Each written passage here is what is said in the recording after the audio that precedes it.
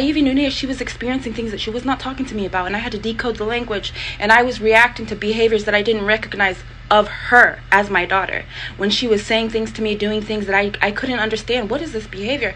I learned from studying our Snapchats and all of our videos and our conversation and studying our texts, there's something going on here. She needs my help. I have to help her. I had to understand we're not enemies. I'm my daughter's best friend. She's my best friend. There are signs here that tells me she needs me. She needs me as much as I need her, and I need to understand that whenever I'm starting to feel personally offended or like that she's attacking me. She's not attacking me. When she was on the phone with me in 2025 telling me you're this, you're that, etc., I just listened and I cried and I've apologized so many times, and this is like a cycle that I want us to end, the cycle of reuniting and then arguing over something that we can't even remember what was about, but she remembers everything that I say. And so now I've learned how to be careful with my words, because this matters to her as a growing, living, beautiful human being.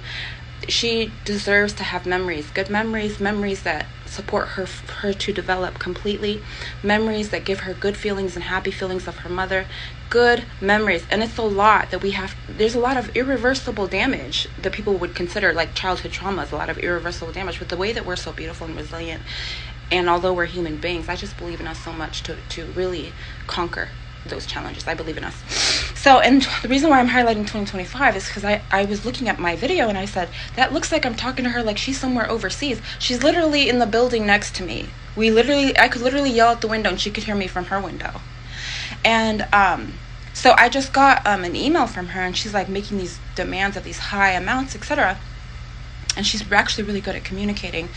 And there's like an urgency about it that made me want to respond. And if I could, I would satisfy those demands, and I understand that the way that we're dealing with everything, we have to be incredibly careful with one another.